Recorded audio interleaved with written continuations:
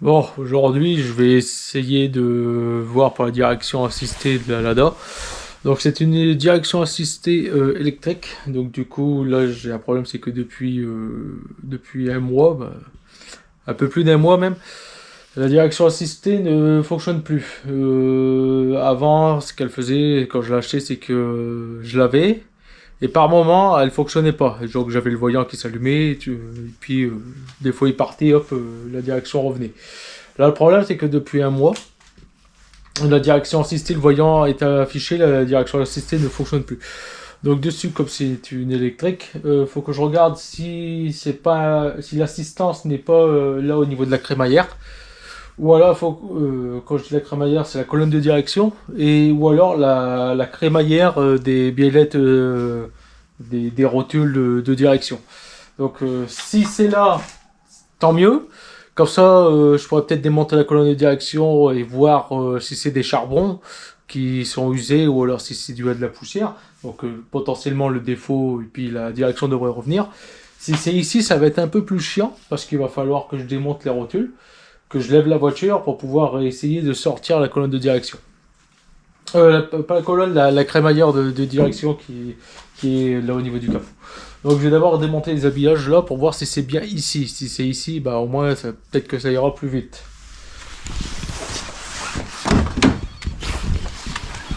Alors, alors cette voiture là, je ne sais pas pourquoi, mais elle sonne à chaque fois quand tu ouvres les portes. Là j'ai une fenêtre ouverte, donc c'est peut-être pour ça, mais ça sonne en permanence. C'est chiant. Alors, il va falloir que je démonte ça et il faut que je retire ça. Donc ça, c'était ici. Hop. Et là.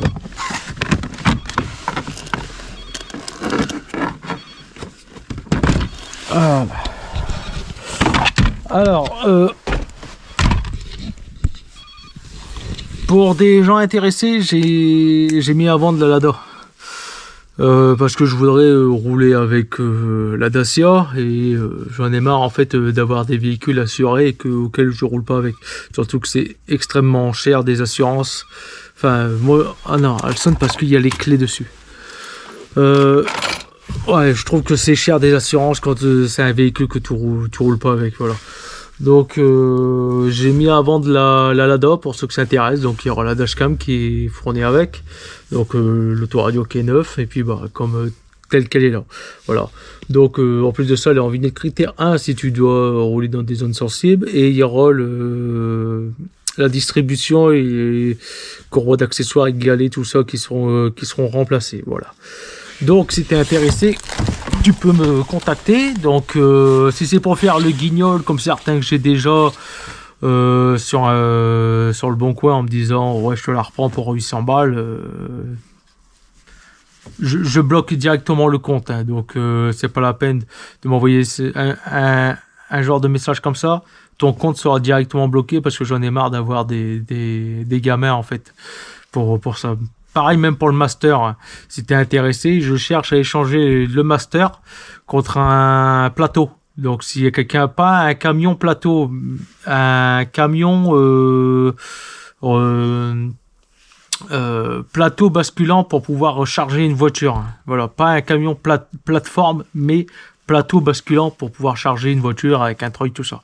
Voilà, donc ça, je voudrais soit l'échanger ou pareil, le vendre. Donc sachant que le Master et le Lada dépassé le 16 et le 17 décembre, ils ne sont plus proposés à la vente, hein. Le contrôle technique des 6 mois aura expiré et du coup bon, bah, je vais les conserver pour moi et puis bah, je verrai dans 2 ans, voilà. Donc l'avantage du Lada, c'est que comme il roule au gaz, tu mets à peu près du 45 bon, tu mets moins de 45 € les 500 km. Voilà, donc ça dépend comment tu roules, ça dépend comment tu roules en fait. Voilà, donc au gaz, tu fais du 500 km, c'est une bouteille de 45 litres et c'est à peu près 45 € la recharge de gaz. Il a 92 centimes le litre de gaz en ce moment. Donc c'est bien. Par contre à l'essence, je te déconseille de rouler à l'essence. Le réservoir, ça doit être un 35 ou un 40 litres.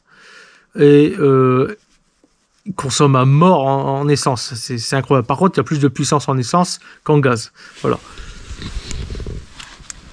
Voilà, pareil pour le master, hein. Il est aussi proposé à la vente qu'à l'échange, mais pareil, hein, si tu me proposes un prix à la con, c'est bloqué aussi, hein. Comme là, il y a un professionnel qui m'a envoyé un prix, il a été bloqué directement. Moi, j'en ai marre d'avoir à faire des Mongols. Alors, bon, bah, faut que je démonte ici, là aussi, et voilà. Hop, on va déjà démonter ça. Bon, bah alors du coup le moteur électrique se trouve ici, donc c'est très très bien. Du coup, alors faut que je vois, est-ce que c'est les câbles, un peu d'oxydation, ou est-ce que, bah comme j'ai dit, c'est les charbons qui est à l'intérieur. Donc il faut que je vois comment je peux démonter ça. En plus de ça, c'est des clés, c'est des tournevis plats qui viennent s'enfiler là-dedans. Ouais, c'est vieux, c'est vieille vis.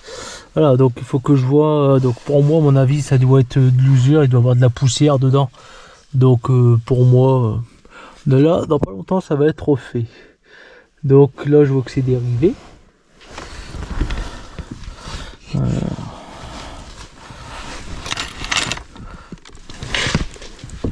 Ouais. Putain, c'est des vis à tête cassante. Donc là, ça fait chier. C'est des vis à tête cassante. Donc en gros, pour ceux qui ne savent pas, c'est tu visses et arrivé au bout, bah tu continues à visser, puis c'est la tête qui se casse. Voilà, donc j'espère que je vais pouvoir le démonter. Peut-être déconnecter la batterie, comme il y a l'airbag qui est dessus, je ne voudrais pas le déclencher. Voilà. Ouf. Bon, 4 vis, des câbles et une goupille enlevée. Voilà. Là, la colonne est retirée. J'aurais peut-être dû faire un repère ou pas. On verra bien. Voilà, j'ai pas besoin de faire de repère en fait. Du moins, j'espère. Enfin, bref. Allez, hop, ça c'est retiré. On va la passer sur la table d'opération. Voilà. Ah putain.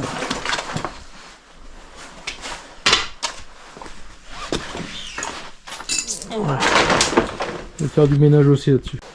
Bien, alors bon bah là maintenant le but ça va être soit de démonter, soit d'ouvrir ça, mais je vois qu'il y a des câbles et ça fait partie aussi de la colonne de direction.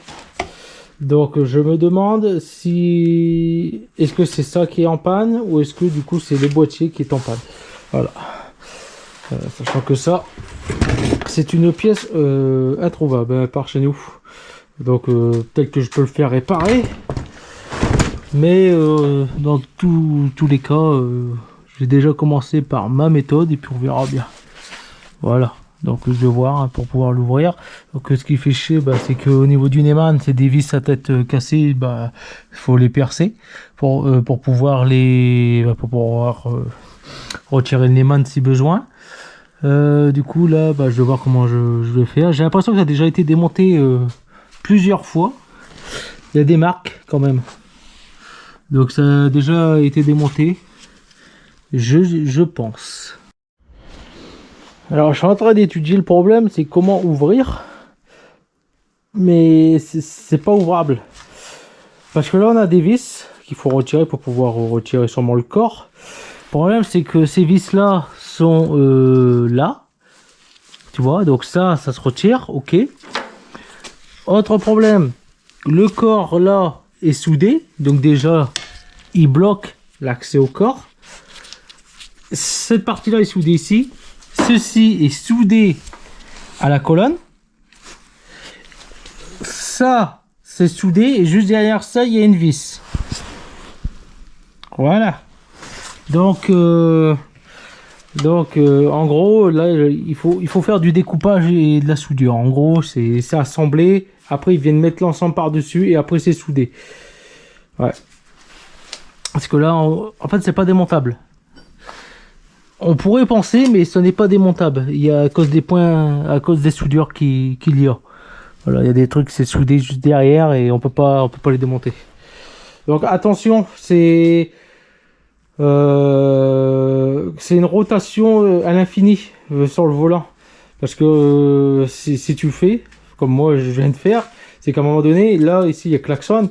Et ben en gros, tu es en train de. À mon avis, c'est un ressort qui est dedans. Et le ressort, bah, tu es en train de le détendre. Parce que j'entendais que c'était en train de craquer là. Donc en gros, il a fallu que je refais du tour de volant de l'autre côté pour à peu près être au bon endroit. Voilà, donc là, je ne sais pas comment faire pour le démonter.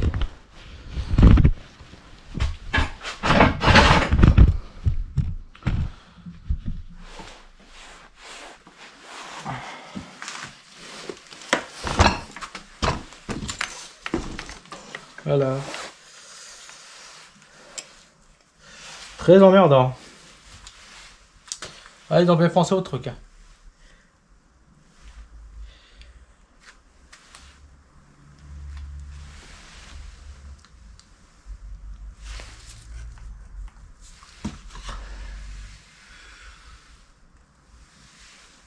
Il y a des points de soudure un peu partout. Donc en gros, tu peux pas l'ouvrir à part péter les soudures.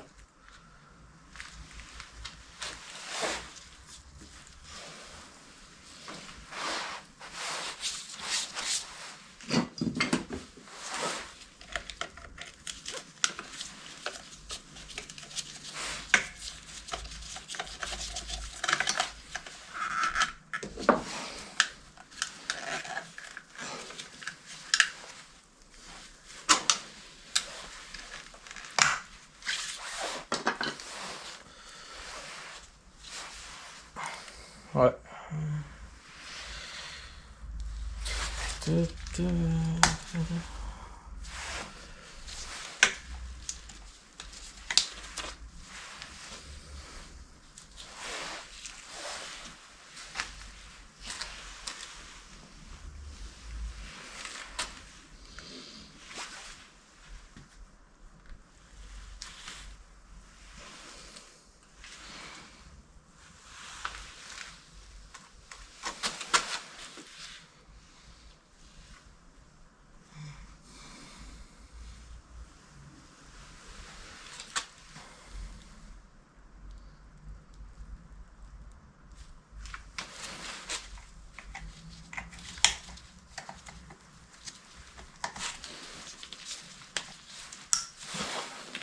Bon, bah je crois qu'on va remonter tel que c'est. Hein.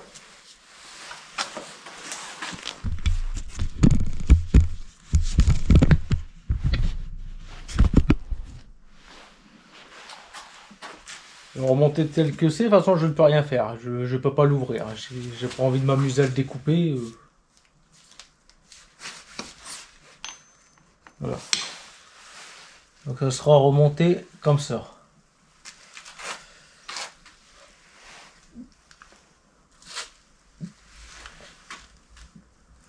C'est pas fait pour être ouvert. Du moins pour l'ouvrir, il faut plier cette partie-là. Après, hop, tu l'enlèves comme ça.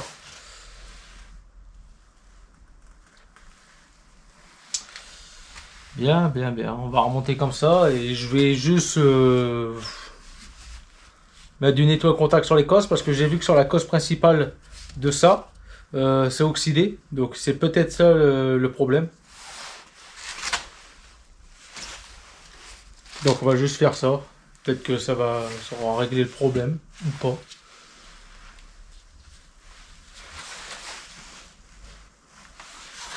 Mettre un peu d'huile.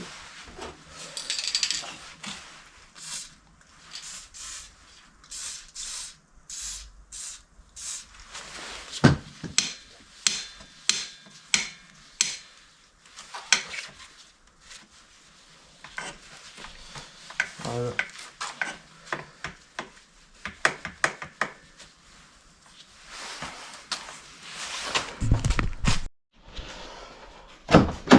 Bon, la colonne des directions est remontée. Ah, le contact est mis. Alors, ouais. Voilà. Donc, bon, jusque-là, rien n'a été perdu. Donc, est-ce que le voyant va s'en aller quand je vais le démarrer?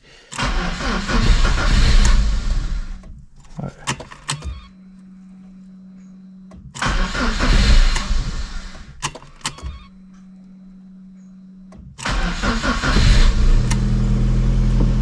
bah déjà ça n'a pas désempiré le problème et le voyant est toujours là. Voilà, donc en gros je n'ai absolument rien réglé. Bien. Non seulement j'ai rien réglé, donc c'est bien un problème du choix au moteur, ça au truc. Donc à mon avis c'est une colonne de direction va changer. Et ça à mon avis ils vont me faire coûter bien cher. Donc ça va rester comme ça le temps du prochain CT, ou si j'arrive à la vendre comme ça, puis bah, après ça sera plus mon problème. Voilà, donc en gros il va falloir ouvrir, mais il va falloir plier des trucs pour pouvoir avoir accès. Bien.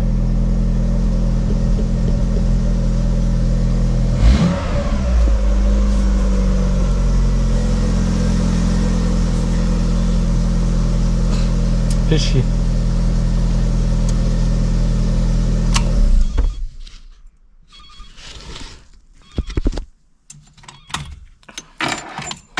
Bon, moi il me reste plus qu'à remonter ces petits trucs et du coup, ce sera une brève vidéo. Du coup, ce sera intitulé comment ne pas réparer une direction assistée électrique. Voilà. Donc ça fait chier. Ça fait chier parce que en gros, il faut ouvrir le moteur électrique, mais il y a des vis qui sont bloquées. Et en plus de ça, il y a des points de soudure. Donc il faut meuler les points de soudure pour pouvoir retirer en fait l'armature de fixation qui est autour. Et après, une fois que tu ouvres, pour moi c'est juste un dépoussiérage à faire.